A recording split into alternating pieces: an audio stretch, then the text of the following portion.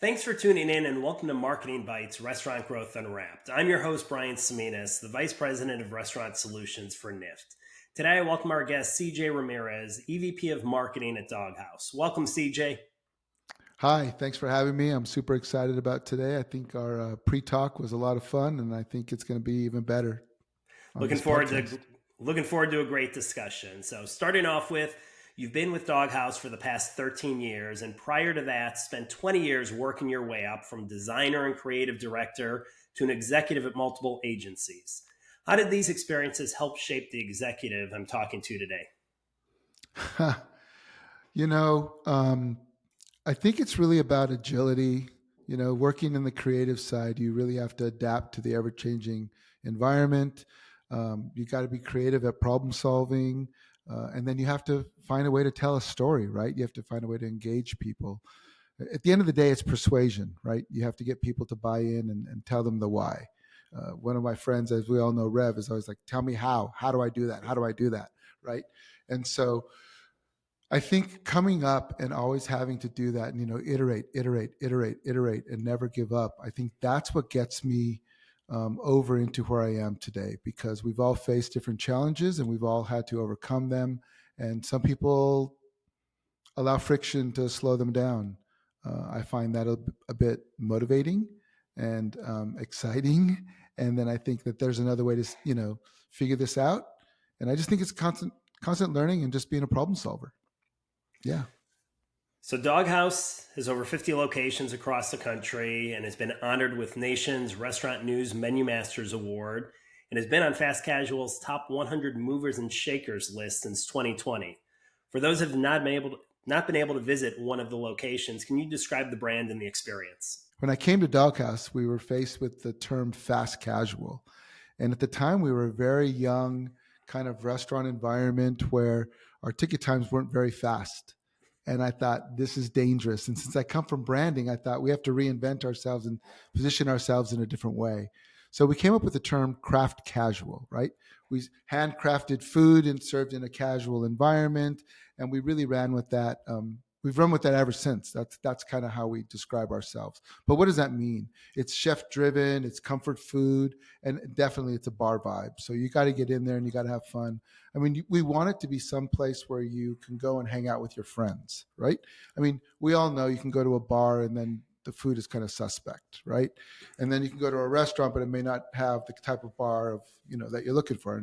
And for us, our vibe is always going to be start with like a beer and a shot, right? So we lead with drinking. Dog Haus is about having a good time and letting loose and feeling comfortable when you're around those individuals. I think one more thing about Dog Haus from the kind of the environment we try to produce is or provide is it's very low key. Like, here in Pasadena where we started, we have 2 locations and we have a lot of Hollywood that would pass through and we'd say like, hey, hands off, this is not an autograph session. This is where you get to hang out and just be yourself. And we've maintained that all the way through from, the East Coast to the West Coast. So it's super important to know that we're just a comfortable, laid back environment. So when you look at the brand, do all the locations have the bars? Do you have different types of footprints? And is there a fixed nationwide menu, or do you have some regional and local, favorites or items that are only in those locations?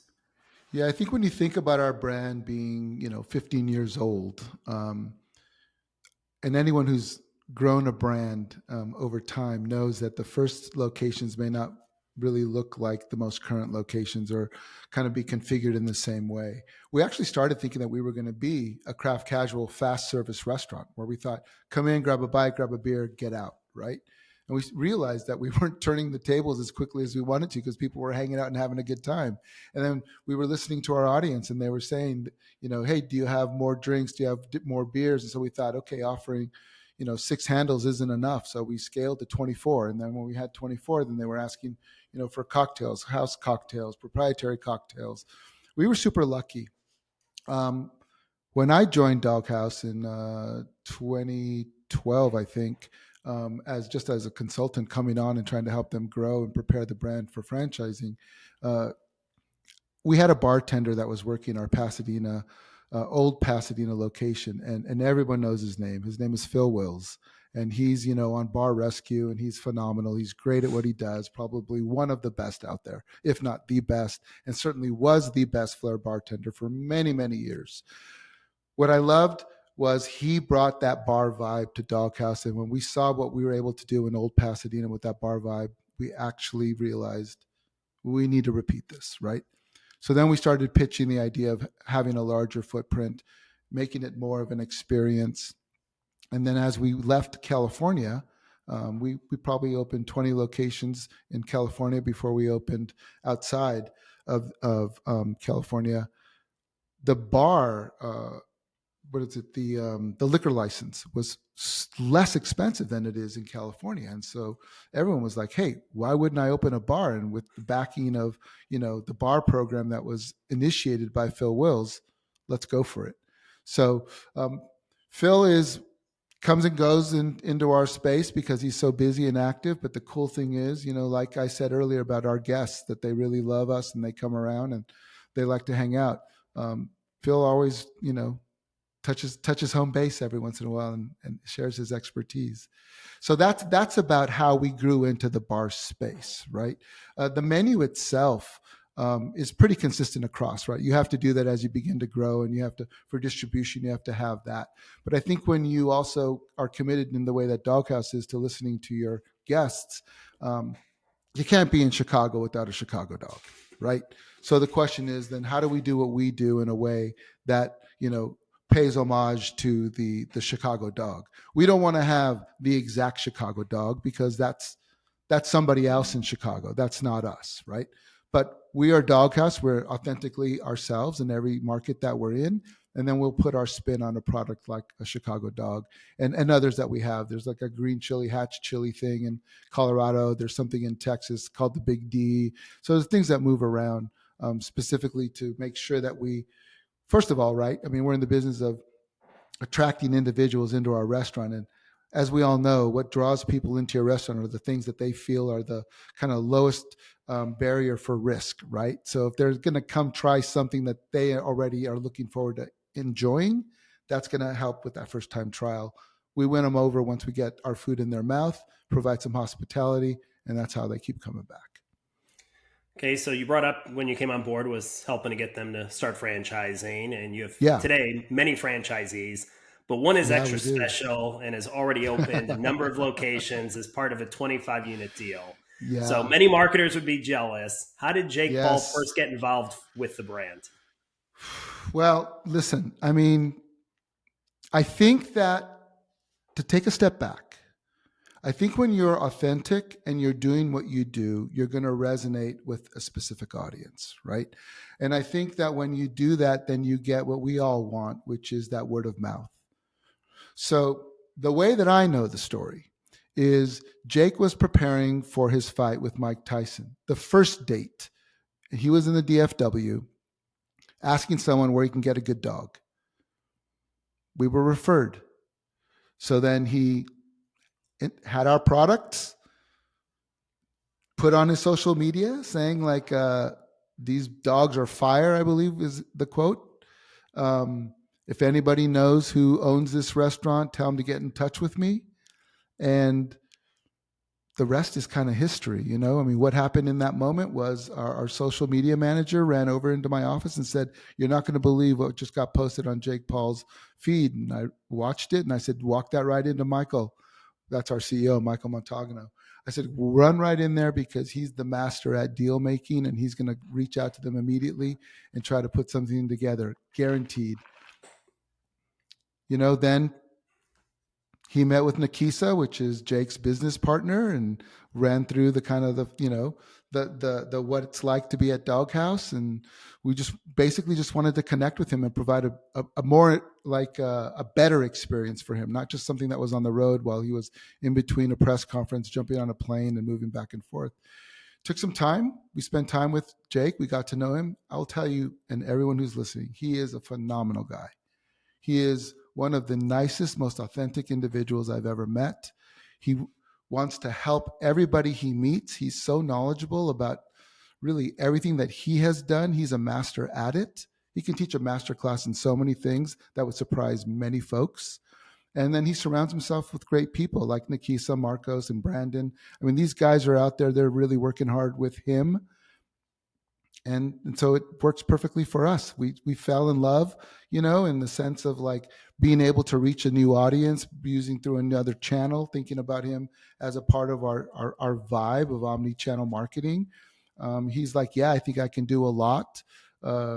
So he's on our board. He's an advisor. He's like a franchisee. He's not just lending his name. He's fully involved just because of that first bite. Well, and to your point, as I was, researching, and I knew from your presentation at Meg, his involvement, but just to Yeah. the point of how detailed it is. And we all try to get, we talk about, okay, the influencer, how do we get them? You may have to a little bit write a check on the side and, Yeah. all that stuff. But to your point, this is so authentic. I mean, literally, he was such a fan. And, fast forward, you've got an incredible demo you're reaching with his popularity. And he's not just, like you said, some people will, yeah, I'll invest and move on. He's bringing friends in to, bring in additional markets. And, you don't do that unless you really believe in it and it's an authentic feel. And nowadays people see that and notice that, which makes it just that much stronger for you in the marketing side. I mean, you're absolutely right. I mean, we were opposed to paying for influencers for many, many years. I think really, we've always thought like if someone loves our food, they're going to come and they're going to try it. They're going to talk about it. It has to be authentic, right? This is probably that landscape is changing where it does help. You have to think about it. I was in a conversation just the other day and I said, I understand not wanting to pay someone to come and kind of eat your food and talk about it. But you pay for distribution in other areas, right? You pay for radio advertising, you pay for TV advertising, you pay for online advertising. I mean, if you really think about it, it has become another channel. So when it is that, then you have to be mindful about who your audience is and what that message should be, so that at least the authenticity of the advertiser, right, is upheld. You hand it over to an influencer and they can say whatever they want. It's kind of like having a food critic come through your restaurant. So you're up for it. You hope that you're ready for it. But when you get someone like Jake Paul, you're just like, come on, like you, it makes you want to up your game. The thing that I love about Jake Paul is he makes me want to up my game every single morning. Now, I don't talk to him every day. I certainly talk to his team frequently.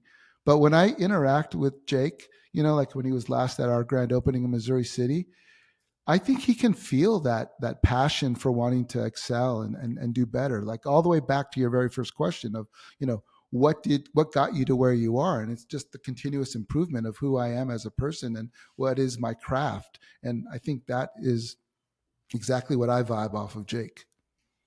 I would imagine probably the only one who may have been happier than you with that whole story is who's ever in charge of your development and finding franchisees. Because I would imagine you're having a lot of people knocking on the door of wanting to become a franchisee for Dog Haus. Well, listen, I mean, absolutely. I mean, yes. What's really interesting about that is who, right? Who is knocking at the door? And what's really fun and interesting is that in our development cycle, we've always thought like, whoa, you need major holding companies and you need to have people that have been in the business for many, many years. And there are a lot of individuals that are coming at us now that, um, are interested in our business because of the vibe that Jake puts out there about our brand, right? And then the people that follow Jake are younger than most of our traditional franchisees, or most than the majority of our current franchisees, right?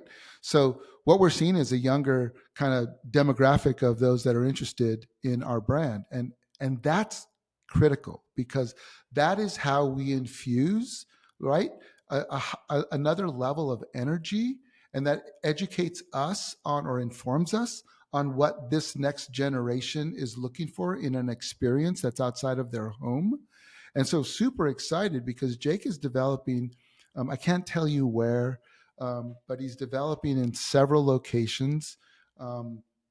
and he's re-envisioning how Dog Haus will present itself inside of the four walls and how he will be involved with it. And it's not going to be just like a normal restaurant.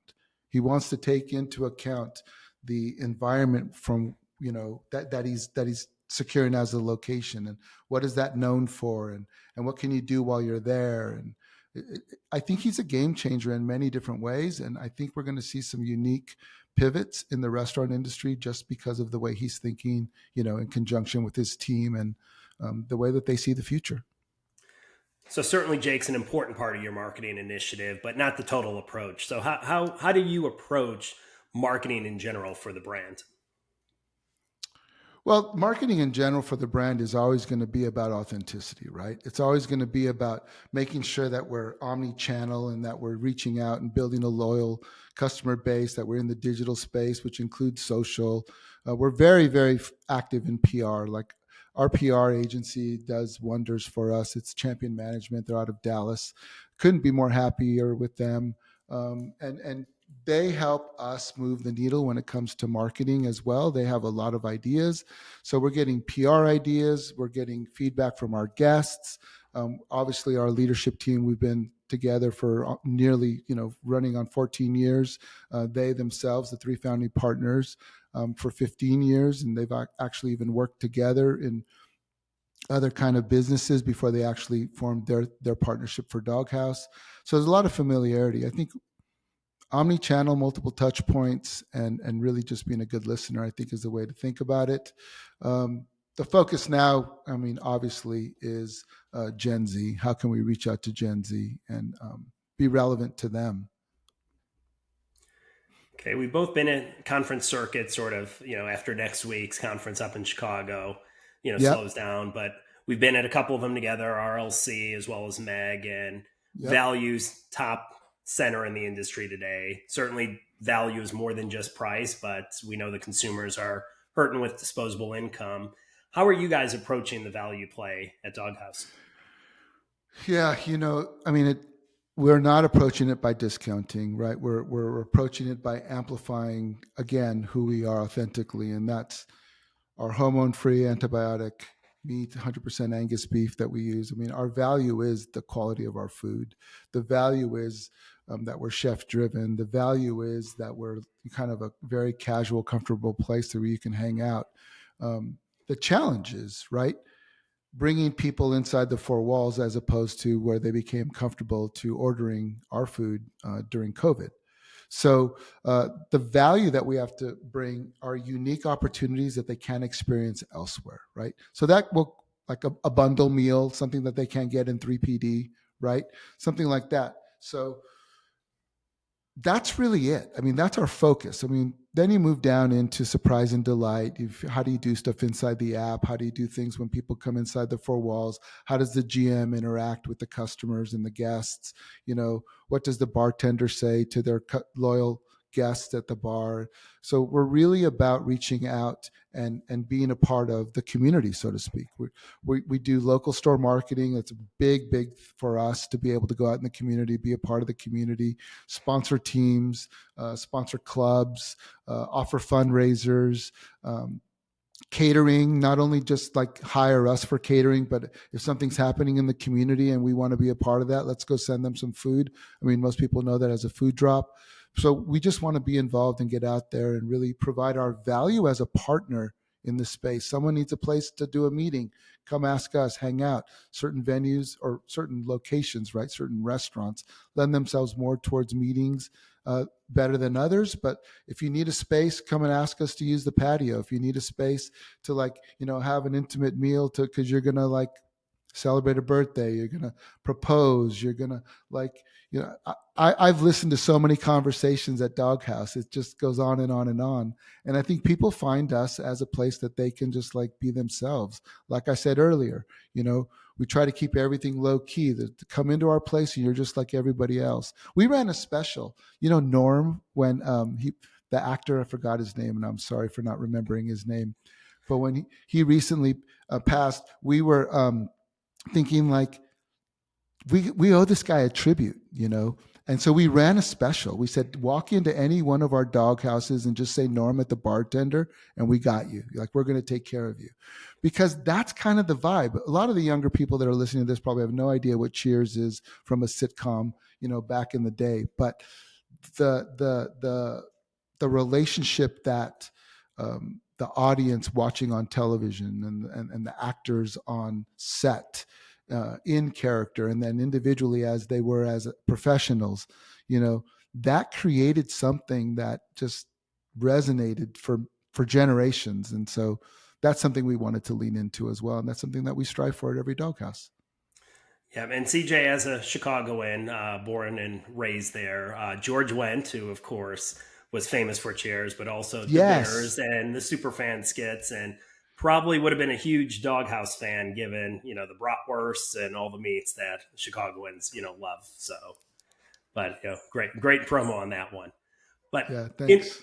in addition to EVP of Marketing at Dog Haus, you also, since January of 2020, have been EVP of Marketing at the Absolute Brands, which is Yeah. comprised of Dog Haus and 8 unique concepts that are offshoots of Dog Haus' signature menu. Can you provide more details on how it came about? Ironically, just before COVID, and I know there's Yeah. virtual component Yeah. in there, Yeah. so some brilliant timing if it worked out that way. And how is it going? And give us more details. I've shared this story on stage, and when we get together and stuff, and even with new franchisees and prospective franchisees, and it's just a long story. So I'm going to try to say it as succinctly as I can. In 2019, we met Kitchen United at an OLO conference in the desert, and they had this trailer that was out there, and they were showing like, here's what you can do in a virtual kitchen, and so that piqued our interest. Then we started talking to them. They were rolling out in Chicago and River North, and do you know that area of town? Yep, And so absolutely. at that time, the whole idea of virtual concepts was that these brands would be nested or housed inside what we would call dark kitchens, black kitchens, virtual kitchens, all these names that were kind of like trying to be like hidden, right? And so like no one should know that you're producing this food in this location, that you should just position yourself to be geographically near the person that was going to order from you.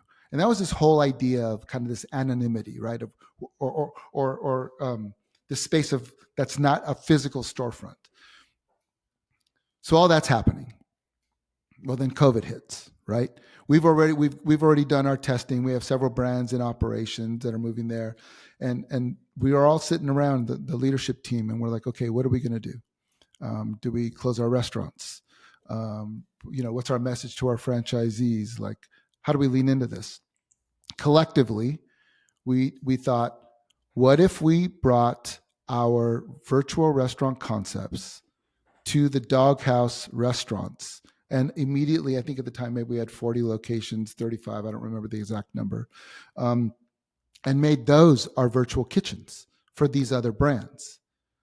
And then, I'm pitching this idea of like, if we do this, and somehow it turned into like, well, CJ, you got to pitch the franchisees. And I was like, all right. I mean, I come from the agency world. I'm not accustomed to like, pitches and, shooting for the moon, and like, let's go for it. And what have we got to lose? So we get everyone on our very first franchisee national conference call where everyone's on at the same time. And I start pitching. And I talk about like the success we've had at River North, the way that we can, bring all these brands to Dog Haus and build them out of a dog house. And the most important thing for every operator that's listening right now is that all of that we now call them sub brands, because now every single dog house makes these brands and is available through third party, as well as Badass Breakfast Burritos and Big Belly Burgers is available in our first party app, which is called House Rewards. So you can get those 3 brands there because those are the most popular brands right now from volume. And so we decided that by bringing all these brands in and working off the same line, this is how our franchisees can continue to order product and run through it, right? Because as much as I'd love for everyone to eat at Dog Haus every single day, most people want to, have some variation to their food. And so they choose to eat other things, right? So if you can get a badass breakfast burrito, if you can get a bad mother clucker chicken sandwich, if you can get some awesome chicken tenders and wings through, our Jailbird brand, or if you're a plant-based eater and you don't always eat meat, then you want to go through our Plant B. Or if you want to, you're loyal to Impossible Foods and you want to use the brand that we built for Impossible Foods called the Impossible Shop, you can do that, right? We had a breakfast concept as well called Huevos Diaz, and we had a whole bunch of other ideas at the time because everyone was just trying to stay alive. Mm-hmm. But we did that. And then we realized we had an actual business out of that. And so we spun it off. And then now I'm, managing the digital space for all of those brands as they live and breathe in the third party environment. And we all know how daunting that can be. And look, it's not me, it's my team. My team is like overseeing, imagine 3 core brands, Dog Haus, Badass Breakfast Burritos, and Big Belly Burgers, and then the other brands. And all of those are digital menus. And so then those are being ingested into the POS at Dog Haus. And each one of those menus is on 3 different platforms, not including, the catering platforms. It's a lot that's going on. So yeah, it's its own space. It has its own strategies, and definitely it has its own marketing effort to make sure that we remain relevant in the consumers that are preferring to use the third-party platforms.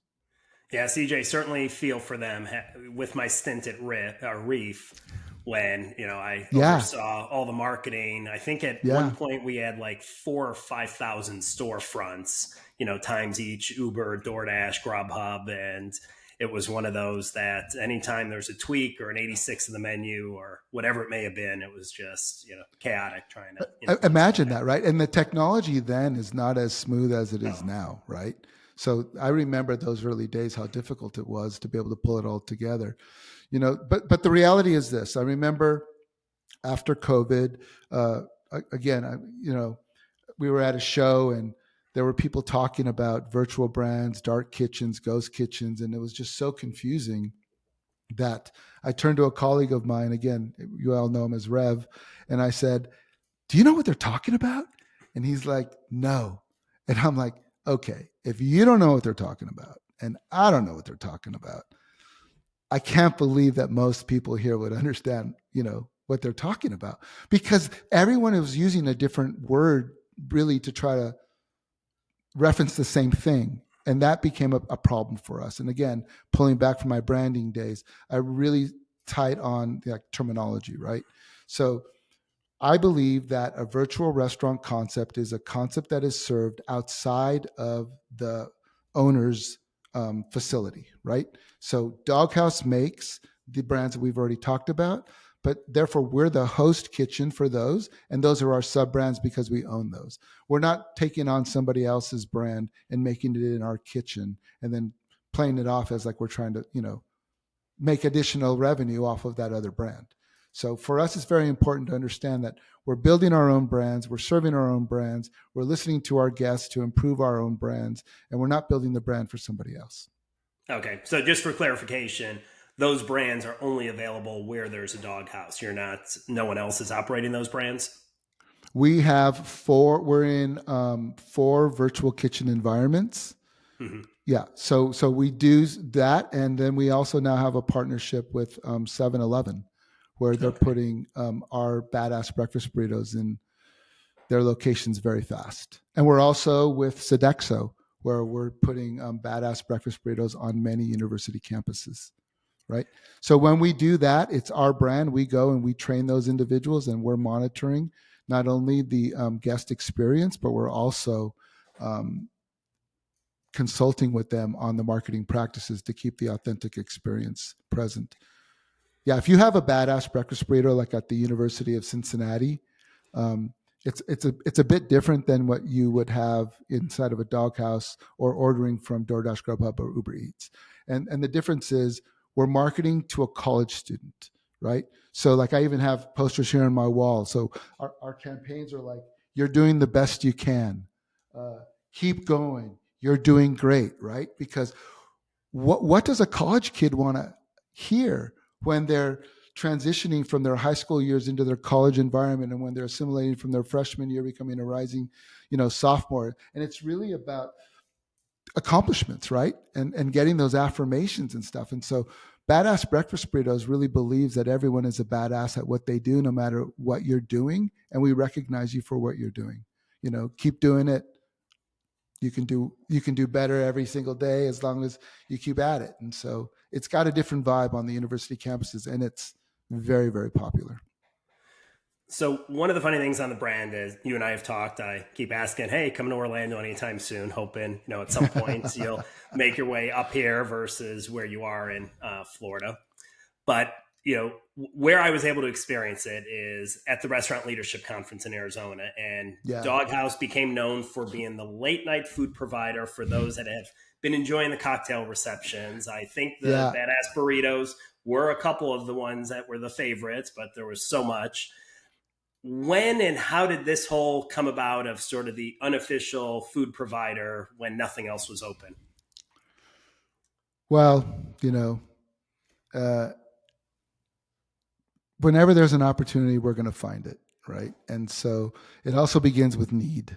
I think we were on our way back in an Uber with as the Ubers kind of populate at the conferences, an Uber filled with individuals, probably a few more than should have probably been in there, and everyone's hungry, and we're realizing that nothing is open, and I'm realizing that there's a Dog Haus that's nearby, kind of Tempe, kind of close, and I believe at that inaugural did I say that correctly? The first conference, Yeah. that where we pulled this off. I was with Andre Venner, one of our 3 founding partners, and he's like, "Yeah, let's just call the franchisee and let's see if they'll get this done for us." And I'm like, "Okay, well, let's not make it like too big of a deal. Like probably shouldn't bring food in. Let's maybe do like look in the vehicle, realize there's another one trailing us. So maybe we should do about 25." And so we call our franchisee. We ask him if he would bring out some burritos to us. He's like, "Absolutely." And he goes, "And I know what you guys are doing right now, so let me pack a couple more in there." I think he brought like 3 or 4 catering boxes filled with breakfast burritos. And we just walked them downstairs into that area, down that lower lobby bar. And bar was already closing.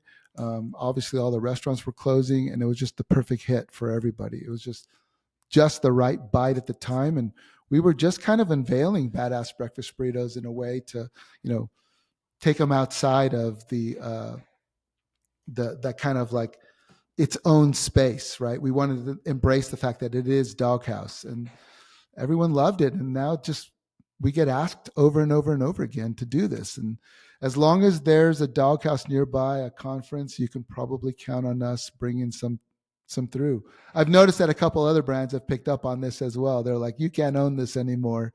We'd like to bring something, that has a longer shelf life, like a sandwich or something." We pulled it off again at Meg in Chicago, so that was pretty fun as well.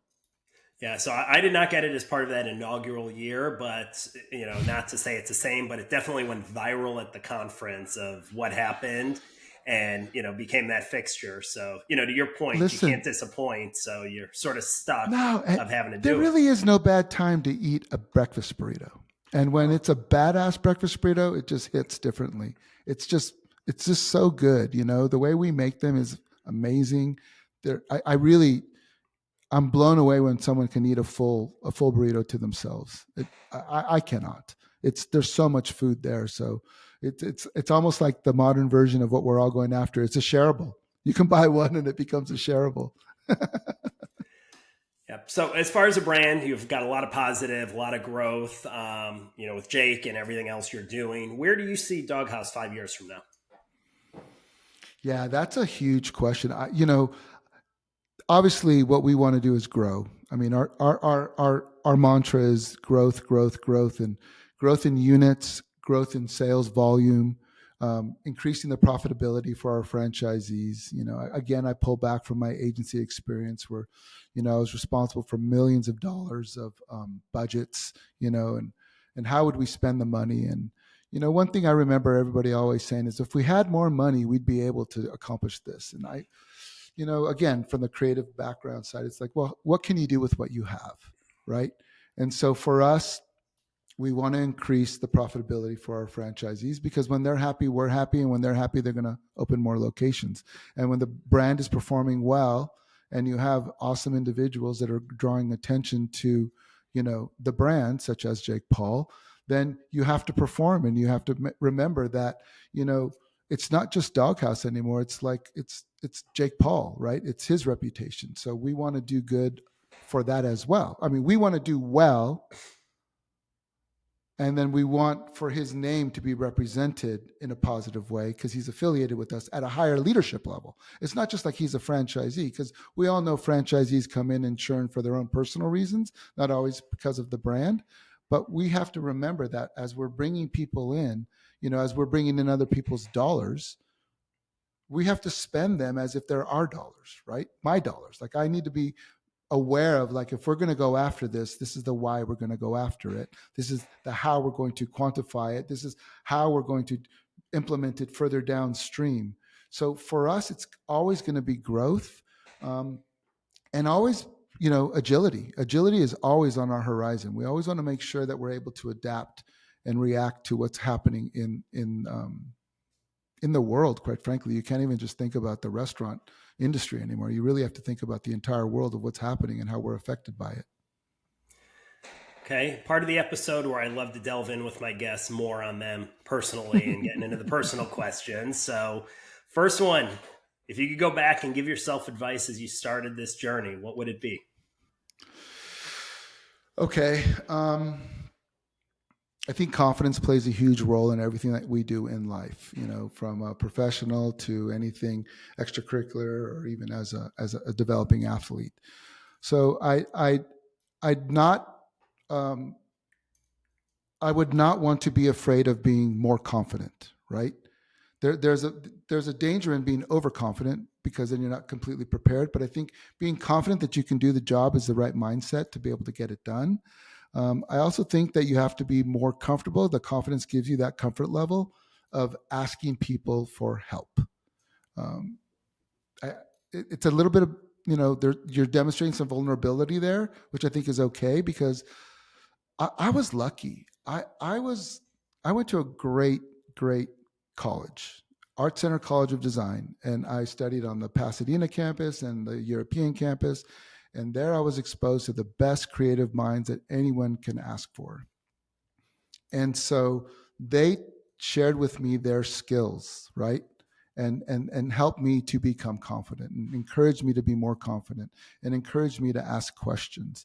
And I feel like when I see that in someone that's up and coming, I just want to give them more of my time and attention, because one, it's paying it back.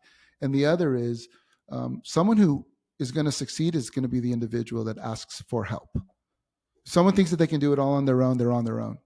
It's a sample of one, and that's just not the best way to gather data.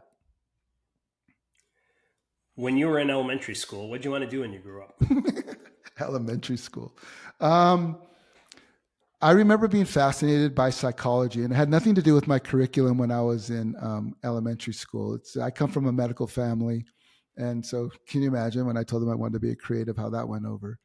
But when I really was exposed to, like, some of my uncles and aunts that were in psychology and psychiatry, I just found it very fascinating to think about how the mind works, and how people perceive things.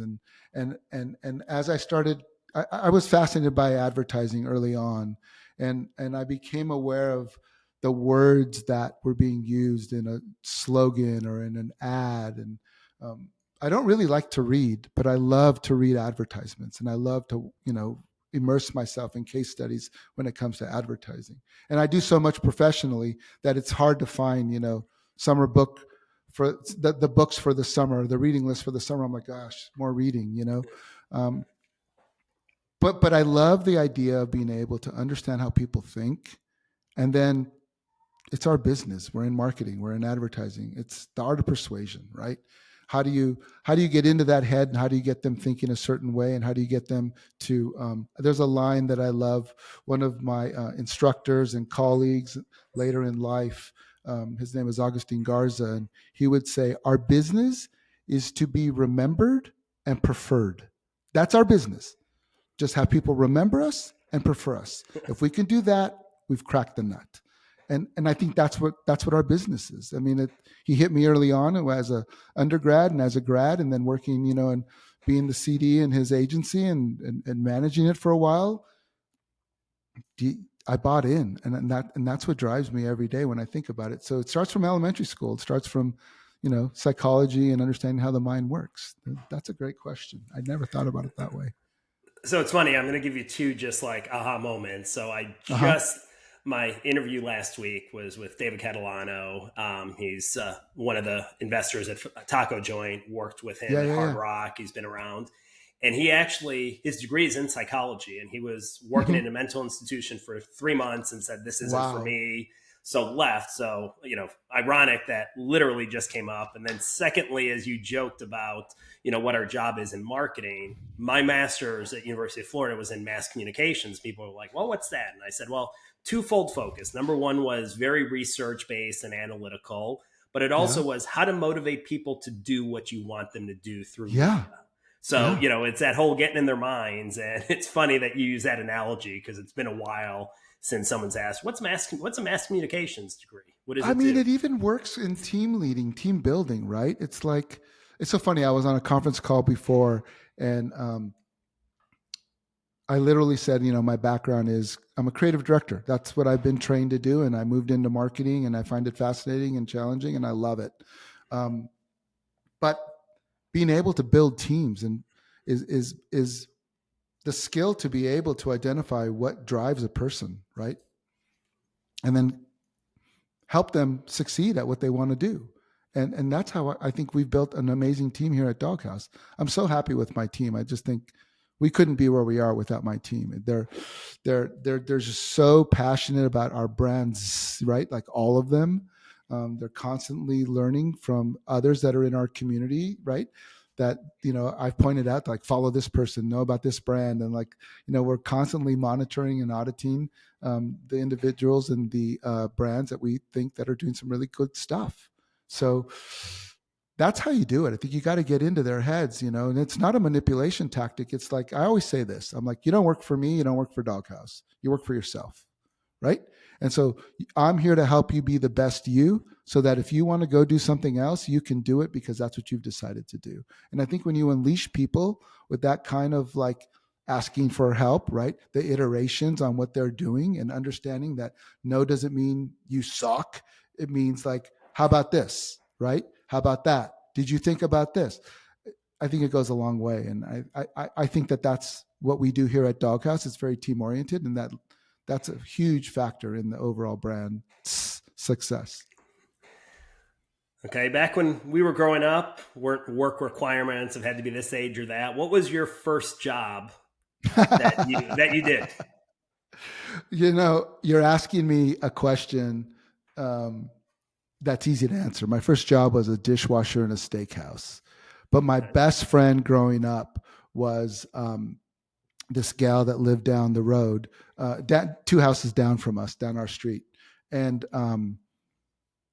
she was working at this steakhouse, and I needed to get a job, and she knew I needed to get a job because I just turned 15, and so I think it was 15 or 15 and a half. I don't remember what the rules were then, and she said, I know you need to get a job. Your mom told my mom, and here's where I work, and I can drive you, and maybe we can get on the same shift. And and I said, what's the job?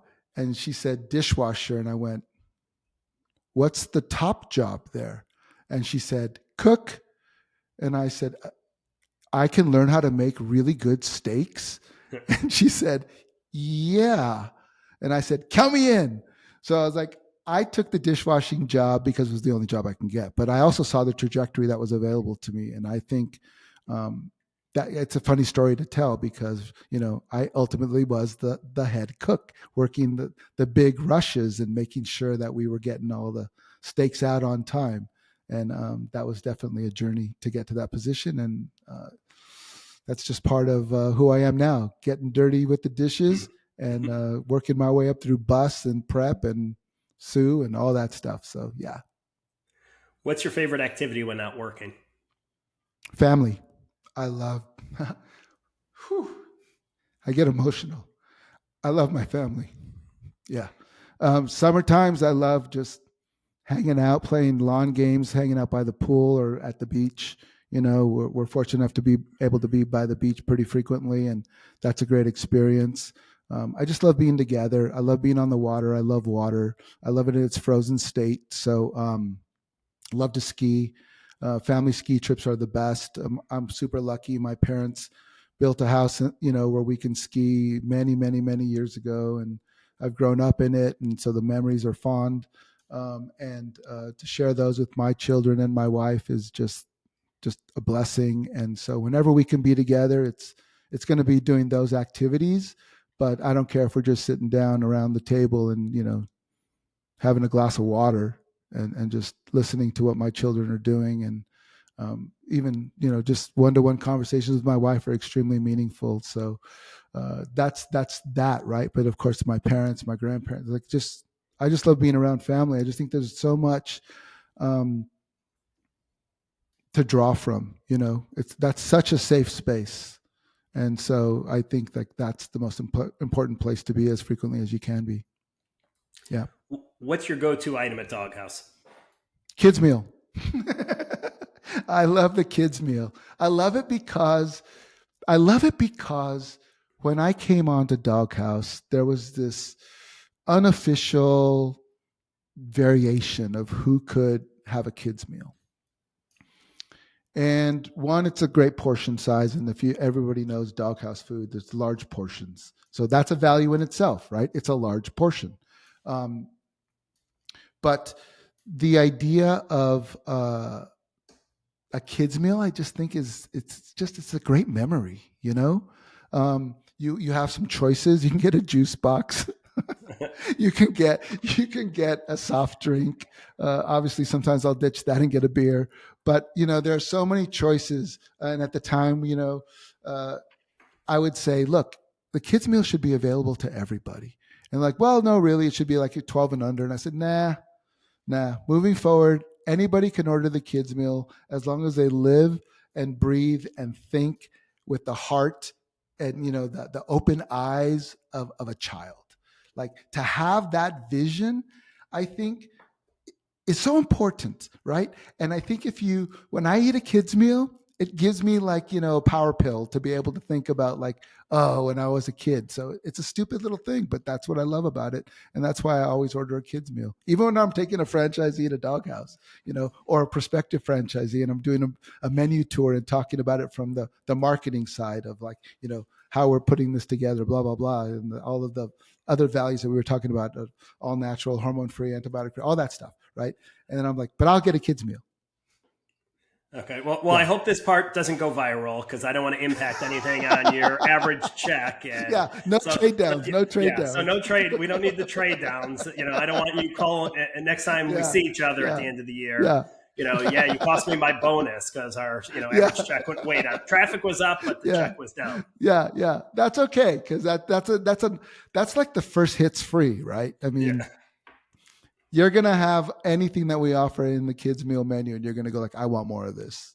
So I'm not nervous. What's your favorite city and or country to visit? My favorite city is Osaka, Japan, and therefore it's my favorite country. My parents, we lived in a neighborhood which actually many Japanese families, and so we had exchange students, and at times we'd fill in for a family that would drop out. So I was fortunate enough to have a lot of friends that were international Japanese growing up, and in turn they would invite me to their homes for a period of time. One of my favorite seasons in Japan is the Obon season. It's their version of the Mexican Day of the Dead, where you reflect on your ancestry, give thanks to them. The part that I love about Obon is you travel back to the village of where your family cites their origination. And it's just a great time. Again, it's family. Like it's a way to connect with family, and these individuals that have lived in our house, are family members, and I get to go and be with them in an extended family environment. So that's a tie back to family, and that's why I love Japan. Also, as a creative, I think it's traveling there early 80s, late 70s, all the way through today. Tech is there, and it was the future, and thoughtful design is in everything that is executed there, craftsmanship, and it's combined with nature, and it's very beautiful. And so the mindset there. I got a short little story I can tell you. I was on an island in Japan, and I found, like, at the time, like $100 bill, or 100, in Japanese money, and I found it and I showed it to my guest father, and I said, "Hey, look what I found." And he's like, "Oh, put it over there and put a rock on top of it, because the person that lost it will come back and find it." And I'm like, "What the heck? What happened to finders, keepers, losers, weepers?" And he's like, "That does not exist here." And I was like, "Okay, following the elders, decision, being very respectful. Okay." But that was a big moment for me. Like, I look back and think, like, look, someone loses something, that you got to help them try to find it, right? And you got to put it in a very visible space. So there's so much I love about the culture, the country, and Osaka, because that's where my best friend Minori lives and has his business, and I've been there many, many times. Yeah, it's funny as you say. I love Japan and was fortunate at Hard Rock, would go there quite a bit. And, as you say, the culture, I think it's the respect for elders, and more so, which we unfortunately seem to have lost, the respect for fellow humans, and, the Japanese culture. Yeah. And the perfect example, and I'll give you two mind blowing, one of which was we would do concerts there, and Oh, wow. literally the people don't try to rush the stage, whereas in the US, you have to have the barricades and the 300 pounders, because they're going to try to get on with whoever it may be. And there they just, like, literally the band will walk by and they have tape on the floor, one or two security people, and that's it. And the Japanese will not cross that line. Check this out. I cannot agree with you more. I was doing some work in Shanghai, and I was flying back after being there for, I think, about 3 weeks. It was a big outdoor thing I was doing with an agency, and flying back home, I was flying on JAL, right, the Japan Airlines, and the computers went down, and I'm in the Shanghai airport, and it's the serpentine style line, right? And they come on and they say in Chinese first, then Japanese second, and then English third. And the message is, our computer system has gone down. We're going to need for you to present your tickets, and we're going to take the stanchions away. I'm paraphrasing to what was being said. And so approach the counter. Now, have you ever been to China in the major cities? Yep. You understand the density. You understand the culture, right? The culture is get in front because there's so many people. You don't want to be at the end of the line, right? That's the culture, right? Yep. And all of a sudden, I was staring at the people in line and thinking, this is a Japanese airline. I'm in a Chinese city. I've been here, I feel like I've done my version of understanding how to get around, right? And not be last in every line. But now I had to make a decision. Do I race for the front, or do I kind of align myself and say, that person's in front of me, they should go before me? What would you have done? In Shanghai, oh boy! I mean, Japan, I would have just stood where I was. In the U.S., 100%. In the U.S. would have ran, because that's just the way we are here. I probably would have ran, because now, were the people mainly Chinese flying to Japan, or Japanese flying to China, or were you? That's the question you have to ask yourself, right? Who's my audience? What's the culture? What's the preference, right? Yep. In that moment, I thought about I literally thought about my grandmother, and she said, she's always been like, be respectful, be polite, be respectful, be polite. Think about others before yourself. And I'm like, okay. So I thought, you know what? I arrived early. I'm not in a rush. I'm going to just roll the dice and I'm just going to wait my turn, kind of let the people do what they do, and then kind of adapt to what the majority of people are doing.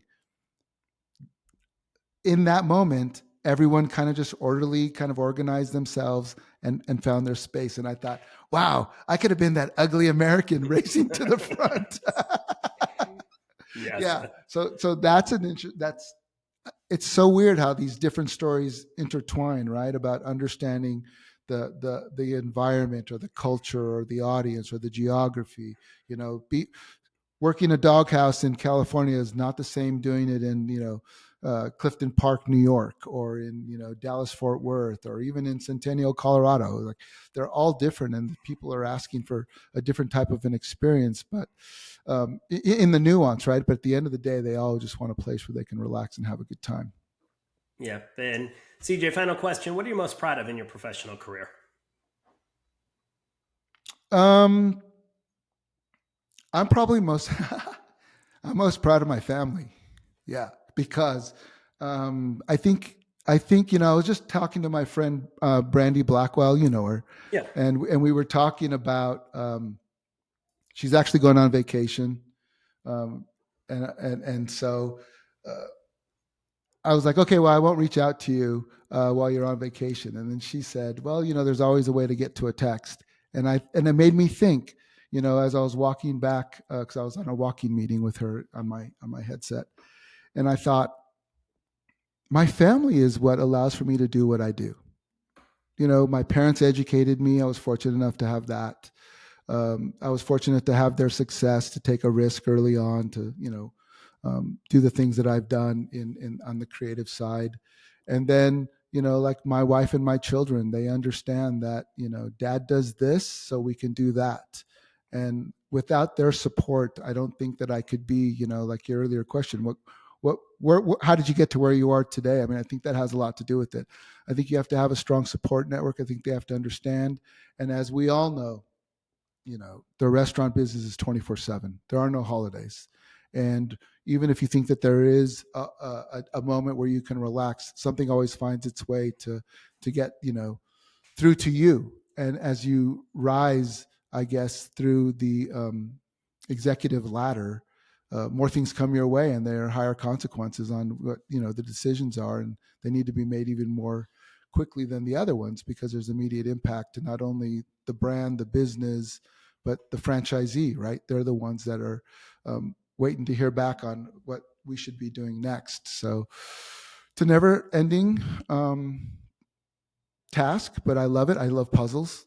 I love to, be creative as much as I can, wherever I can. And like I said, I love my team. I think they're phenomenal. And I love the leadership here at Dog Haus. And I love, now who we're amassing on our boards here at Dog Haus. And it's a good stuff. I have really strong individuals that I can reach out to for help. And I have a very supportive family that allows for me to spend the time with those individuals, or to spend that extra time in the office, because they understand how it helps us do the other things that we want to do. So I have to give all the credit to the family and extended family. That's why I think the word these days is like fam, right? It really is a village. And I think that's what helps everybody get better. Well, CJ, unfortunately, that's all the time we have for today's episode. But thank you so much for joining me. I really Yeah, thanks enjoyed for the anyone who stuck through conversation. the whole thing. Hey, it's what? At the end of the day, it's Yeah, what's most yeah, important. It's all about the family, and as I say all the time, 99.99% of the planet and people want to do the right thing, provide for their family, and there's that other yeah, 0.001% that maybe wake up wanting to make life miserable for everyone else and do the wrong thing. But it's all about the family, why we do this, why we work so hard, and in this industry, plenty of people we have to yeah. sacrifice as well, and miss certain things, but I think we I do it think because we that's love a it. very good word that we didn't talk about. Sacrifice. Like, that is a part of it, and I think there's a short-term wins, but I think when you play the long game, there is a lot that you put in, and you will sacrifice some things. And but then there's the other parts that you should not give up. You should hold true to what is meaningful to you, and find that right place for you. And I really feel like, that's the happiest place, is when it's the right place. Okay. Well, thank you again, CJ. I've really enjoyed it. And, you sharing your stories and your insights. Yeah, absolutely. Have a great time. And thank you to everyone for joining us. And here's to celebrating the industry we love and serve. Until next time, stay hungry for success.